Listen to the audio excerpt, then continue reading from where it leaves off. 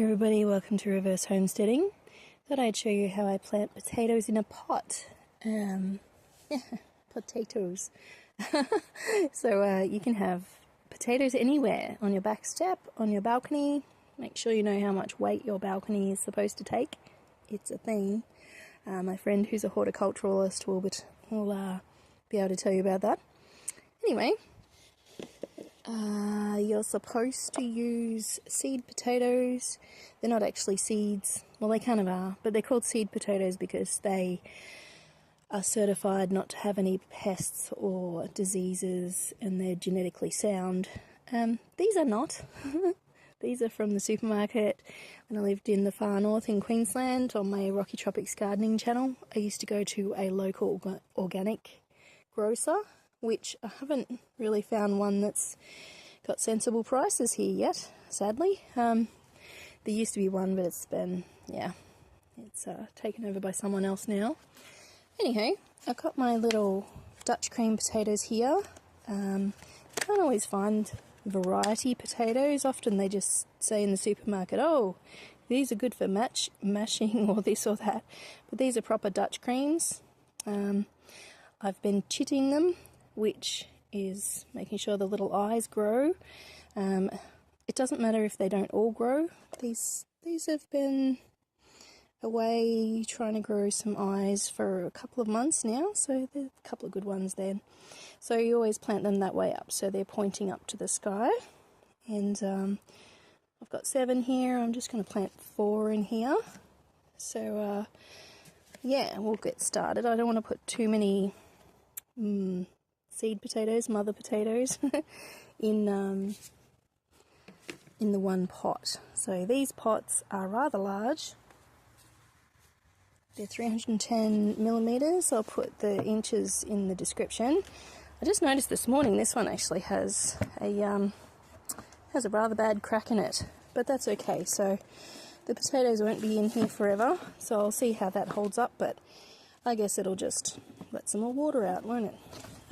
Speaking of which, I have put some, this is actually the base of a new toaster, the packaging. It's just cardboardy kind of stuff. I figure if you're worried about the chemicals in it, it may not matter so much because the water will be, it'll be under the potatoes and the water will be flowing through it. I don't think it's a huge problem, but that will just slow down the water a little bit because the holes in the bottoms of these are rather large. So as long as you haven't blocked all the holes, you'll lose less soil. So that's my intention. So most of it will need to be full of soil. I'm using quite an inexpensive potting mix at the moment. Don't use garden soil because it will compact and it will be very hard to keep watered properly, and the potatoes will won't have anywhere to grow easily. They'll find it hard to get through.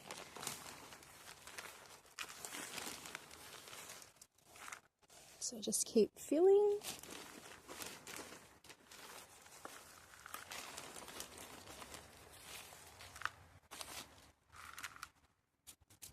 So around about now I'm going to put some cow manure on here.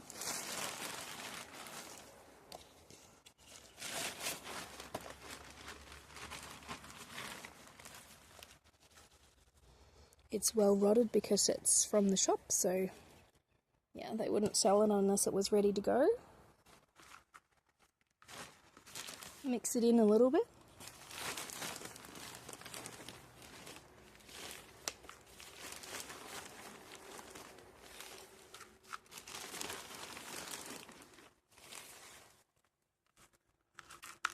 Break up the little lumps as you go.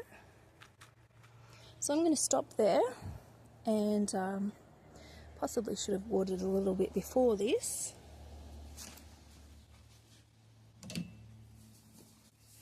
But I'll do it now. So just wet it down a little bit. Be watering again once the potatoes are in there, and you can properly seat them so that they're in the soil without too many gaps, but you also kind of need a fluffy mix, which is why we don't use garden soil. So I put the potatoes in, and the reason why we stopped before we actually get to the top is because we're going to encourage the potatoes to grow further up the stem. So I've planted Dutch cream potatoes before in the tropics. They actually did quite well there. Some people said they wouldn't, but thankfully they did. Just be careful with these little stems. Make sure they're all pointing upward. And that's quite enough. You could even do 2 or 3 if you wanted to be a bit more conservative, but this'll, by the time we get to spring, it's autumn at the moment. We're in the southern hemisphere, so it's May now, just into May. So by the time we get to spring, we will have, hopefully, a pot full of potatoes.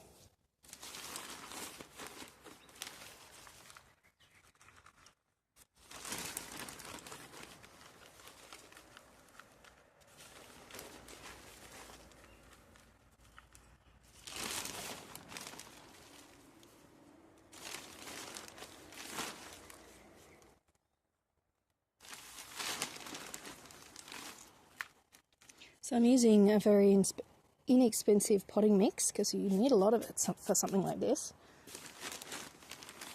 This one is actually under $4 a bag, which I think is about 25 litres.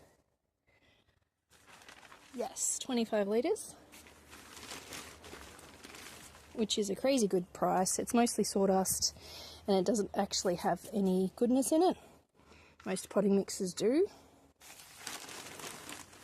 But a lot of what I'm doing at the moment is just building my urban homestead, filling things up. So, yeah, I don't want to spend a lot of money to do big jobs. So I just add my cow manure and call it done. And I can add my own compost once my own compost gets going really well, and I've got a leaf litter pile as well.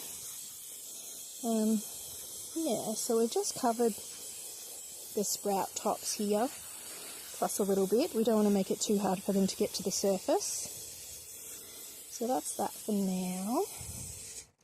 And just to keep some of the water from evaporating too much, because we have had some warm weather, just going to put a tiny bit of sugarcane mulch on top, but not enough to stop the sprouts from coming through.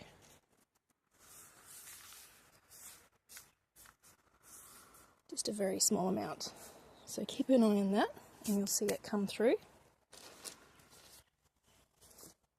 I always like to wet the soil while I can still see the soil, so I know where I've been. Sometimes once you've put the mulch down, it's harder to sort of see where you're up to.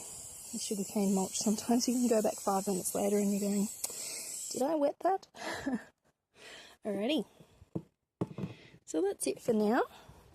Hope you're having fun in the garden, whatever you're doing. And give these potatoes a go, because pretty much anyone can do them in a big pot. Thanks for watching. I'll send you an update video once they're really doing something. Thanks for watching. I'll see you next time.